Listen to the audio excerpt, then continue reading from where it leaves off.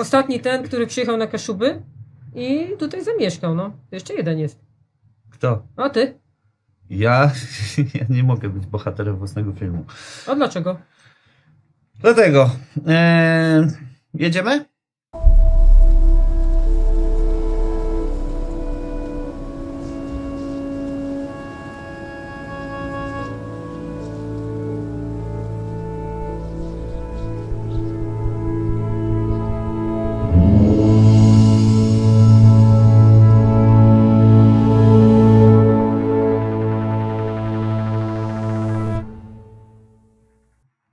Irena Brzeska postanowiła samą siebie nazwać hybrydą. Nie, o nie, czy ja to nie zgadzam. Ja tak nie powiedziałam, to był żart. W ogóle mi tutaj takich rzeczy nie gadaj. No ale sama siebie tak nazwałaś. No ale to był żart, to był żart. Po prostu to było w formie żartu, a później to poszło dalej i później to, że ta rzeźba się okazała ważna dla ludzi, ale to był, a później stwierdziłam, że tą rzeźbą można łączyć, a ludzie próbują tą rzeźbą podzielić i to mnie denerwuje, że... Skąd wiesz, że ja chcę podzielić? Znaczy mam odczucia, że ktoś po prostu właśnie chce tą rzeźbą dzielić ludzi. A możesz wysłuchać do końca, co chcę powiedzieć? Nie, bo no dobra, no to mów, ale wiesz. No. Irena Brzeska stworzyła rzeźbę, którą zatytułowała Ja Hybryda. Hybryda to jest ktoś, kto jest bogatszy o nową tożsamość. Tą nową tożsamością jest tożsamość kaszubska.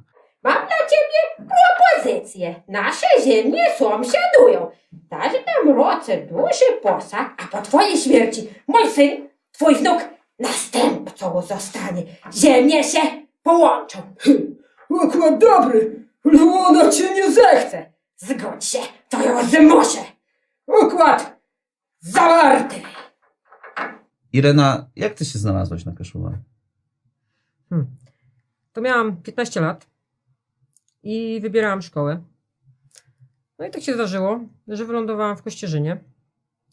No i od tego czasu zaczęłam się włóczyć, tak znaczy chodzić po Kaszubach, bo od samego początku zaczęłam wędrować.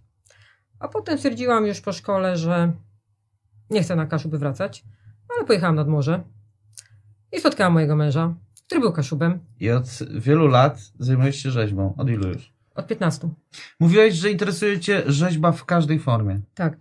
A jakie są formy? W formie ruchomej też, tak? Znaczy w każdej formie. No to jedną z tych form jest właśnie teatr, który robię. To jest taka rzeźba właśnie, żeby połączyć rzeźbę z ruchem i dać jej życie. Narzeczonego ci przywiozłem. Ojcze, mam męża. Janek żyje. Za chwilę go zobaczysz. Gdy zaczęłam robić te przedstawienia, no to na początku zaczynałam nimi ruszać. Nie byłam w stanie powiedzieć nawet dialogu przy dzieciach. Ja czekałam, aż oni pójdą spać. I nikogo nie będzie. Przy swoich dzieciach w domu. Tak, w w sensie. ogóle, nic, w ogóle ani jednego słowa, nie? I powiem szczerze, gdy zaczęłam się przełamywać, tak po kawałeczku, to było ciekawe dla mnie. A te role, które grasz, to właśnie było coś takiego, że ja zawsze mówię, nie? Że gdy ja to zauważyłam, że w momencie, kiedy zaczynam mówić przed starą osobę, ja automatycznie sztywnieją mi stawy, nie? Że wszystko się robi mnie stare. To jest tak jak automat, nie? I to jest ciekawe, nawet dla mnie, żeby zaobserwować, że sugestia tak działa na umysł człowieka. Czyli jak mój umysł ma świadomość, że jestem stary. On już to jakiś sygnał dostaje i wszystko we mnie się robi stare, nie? Także jak te postacie nawet widać tam, że ja tam moduluję, ja właściwie nie czuję, że ja się tam specjalnie... Ja po prostu tak mam wrażenie, że tak jakbym nimi była w tym momencie, nie? Jak to aktorka, ale Tak. cały czas wrócę do tego. Jesteś rzeźbiarką. Aktorstwo jest na chwilę, być może ono minie, rzeźbiarstwo, sztuka rzeźbiarska pozostanie pewnie. Tak. Opowiedz o swoim rzeźbieniu. Czym się inspirujesz na przykład? To jest 211. To jest jedna z moich najważniejszych rzeźb, myślę. Kapliczka. Bo ona powstała na skutek nieszczęścia, które gdzieś tam się było w rodzinie. I ta rzeźba czekała 10 lat. Ja miałam ją w głowie 10 lat od momentu, kiedy pomyślałam o niej, do momentu, gdy ją zrobiłam. Bo ja nie mogłam jej skończyć. Ja próbowałam wielokrotnie, tutaj już miałam próby wcześniejsze tej rzeźby i nie umiałam. Aż jechałam właśnie do Lubania wiosną i jechałam i był tunel z drzew. Po prostu, bardzo długa droga tam jest i tunel. Taki tunel, który gdzieś się kończy. I jak ja zobaczyłam ten tunel, to ja wyjęłam stanęłam, wyjęłam aparat, zaczęłam robić zdjęcia. Ja mówię, przecież to jest ta droga do nieba. I to wyglądało, ten tunel wygląda, tylko że tam jest droga prosta. Ona nie tak jak tutaj nasze, ale ginął w niebie. No to droga, mówię, do nieba. I pojechałam do domu i w końcu po 10 latach skończyłam rzeźbę. Łabędzie, przybywajcie! Łabędzie, przybywajcie! O pomoc was proszę! Irena, ty masz drzwi na swojej stodole, na których to drzwiach są rzeźby bardzo specyficzne, prawda? Zdradzisz nam tajemnicę? Znaczy to już tak, tych tajemnica to nie jest, bo już się rozeszło, że to są drzwi. Właściwie pierwszą wersją było to, że zalepię dziury w moich drzwiach, które są dziurawe, a śnieg w zimę tutaj się wsypuje. Ale później zaraz urodziła się myśl, że ktoś mnie zdenerwował i powiedział, aż ty skubańcu, nie wejdziesz tutaj, nie? No i po prostu zrobiłam sobie postać, którą przykręciłam do tych drzwi.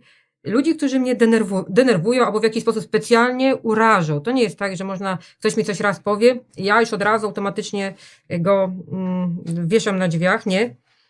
To jest, gdy naprawdę ktoś sobie zasłuży, no to wtedy go wyrzeźbiam i tak jakby to jest taki jakby zakaz wstępu, nie, do mojej szopy. To nie chodzi o jakiś region, jakieś podziały na regiony, tam jest las, to jest to samo, to jest przyroda, nie. Tam były stawy, tu mamy bardziej jeziora, nie. Ale myślę, że mi bardziej chodzi właśnie o las, o taką, właśnie coś takiego, że to jest leśne, że to jest takie, zresztą te wszystkie rzeczy, ja powiedziałam, dlaczego do mnie przyczepiło się drewno, bo ja wiele lat poszukiwałam, szukałam gliny, jakiegoś tam wyszywanki robiłam na drutach, na szydełku, robiłam z gliny, w ogóle jestem ceramikiem, nie, czyli wszystko robiłam, a raptownie okazało się, że jak dotknęłam drewna lipowego, dodam, że ja miałam wcześniej kontakt z drewnem, ale mnie to nigdy, bo rzeźbą, którą wcześniej miałam kontakt, była rzeźbą taką typowo ścienną, nie. To było po prostu obrazy, a to była rzeźba, której można było dotknąć. Także i po raz pierwszy, jak dotknęłam właściwie tej rzeźby, ja nie chciałam próbować rzeźby, bo to było, jak to się okazało, że to się do mnie tak przylepiło, że nie mogłam im, przecież to jest to, że ja się wychowałam w lesie, gdzieś prawie, nie? I to jest drewno, i to wszystko jest tak powiązane, dlatego mniej więcej to ja tak robię z drewna, no bo to jest tak wynikać z człowieka, ja tam nie widzę. To wszystko musi z człowieka wynikać, ja mówię, że trzeba poczekać, nic na siłę. No, tak jak to kiedyś się ktoś mnie zapytał, jak można czekać i robić rzeźbę 10 lat i myśleć o niej, nie? Ja stwierdziłam, nie wiem, bo ja po prostu czekam, aż ona sama przyjdzie, bo widocznie musiała 10 lat czekać, nie? Aż mi się skończyła w głowie, nie? To tak się po prostu robi, tak się rzeźbi, jak ktoś nie wie, no tak się tworzy rzeczy, nie? No, nie ukrywam, że jestem z Warmii, cieszę się, że jestem z Warmii, no. A cieszę się, że jestem na Kaszubach teraz. No to jest takie coś, że jednego nie skreślam, a cieszę się, że zamieszkałam, no, tutaj. Także... Nie sposób w tym momencie nie wspomnieć o twojej najsłynniejszej bodajże ostatniej rzeźbie, czyli o hybrydzie. Pokażmy ją może. Tak, to jest właśnie taka rzeźba, która powstała pod wpływem pewnej rozmowy. No i powiedzmy tak. Opowiedz o niej. No i pod wpływem pewnej rozmowy ktoś mi uświadomił, szczerze osoba bardzo wpływowa. Usłyszałam, że takie osoby jak ja, no nie są, ktoś powiedział. Myślę, że to jest stare myślenie. Ci ludzie już wymierają, bo oni z emeryturą odchodzą. I powiem szczerze, że takie osoby jak ja, czyli które przyjezdne tu i czerpią z tej kultury, nie do końca są tak jakby dobrze widziane. Może w sztuce ludowej. Ja nie mówię, że jazzmeni nie są dobrze ale w sztuce ludowej, którzy dotykają tej sztuki, czyli takich typowo korzeni już. No i w tym pod wpływem tej dyskusji właśnie powstała ta rzeźba. Zdenerwowałam się, pojechałam do domu, myślałam, oni nazwali tak, są hybrydy. Powiedziałam, to ja jestem hybryda, nie? Więc zrobiłam rzeźbę, zrobiłam wyspę, na której sobie dziś jestem. I dookoła tej wyspy oczywiście mamy kaszuby, czyli wszystkich tych kwiatach kaszubskich, a tutaj są kwiatki moje, takie łąkowe z Warmii i te jedne aniołki są łąkowe, takie warmińskie, nie? A te są kaszubskie, nie? Także wszystko połączyłam w jednym. I zrobiłam też ludzi, którzy są dookoła właśnie na tych kaszubach, że no, dzisiaj jeszcze jest sporo ludzi, którzy się odwracają, nie? Ale oni zaczynają się przekonywać, zmieniać zdanie, a ci młodzi w wieku mojego syna, to oni w ogóle już tak nie myślą.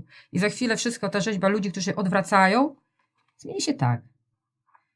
Myślę, że ta rzeźba jest po to, żeby na pewno nikogo nie wytykać, nie obrażać, ale żeby łączyć i żeby uświadamiać ludziom, że ludzie tacy, którzy przyjeżdżają tutaj, nie pochodzą z Kaszub. Artyści, którzy mieszkają na Kaszubach, nie pochodzą z Kaszub, czerpią z kultury Kaszub i nie są czyści etnicznie, są piekielnie wartościowi, bo oni to wszystko widzą i oni tak się zakochują i oni później tą kaszubską sztukę no tak na całą Polskę po prostu no pokazują. Ja hybryda, tak się podpisałeś. Panie, ja mam męża, więc nie mogę cię poślubić, a poza tym nie kocham cię, jesteś dla mnie za stary. Książę mówił, że możesz się sprzeciwiać. Dał mi zezwolenie, siłą cię przymusić. Nie chciałbym tego robić. I tak, żoną moją zostaniesz. Układ zawarty. Ja się pytałam mojego męża, co to znaczy być kaszubem? Jak ty się czujesz? Mówi, wcale się nie czuję. Po prostu się jest. I koniec. Może jakoś ci, którzy tam jacyś działacze, to oni coś czują, nie? Ale tacy normalni kaszubi, oni po prostu nimi są i nie muszą się niczym czuć. A nam się mówi, że mamy się czymś czuć albo nie czuć. Jak ja nic nie czuję, to co ja mam czuć? Albo ci na przykład, którzy przyjechali dlatego, bo wybrali miejsce. Przyjechali dlatego, bo te tereny są po prostu, no nie wiem, no zakochuje się człowiek w tych terenach. Ja powiedziałam, że nie przyjadę tutaj na Kaszuby, jak tych Kaszubów, tych Kościerzyny wyjechałam. A okazało się, że znowu przyjechałam, bo tak mi los kazał, no.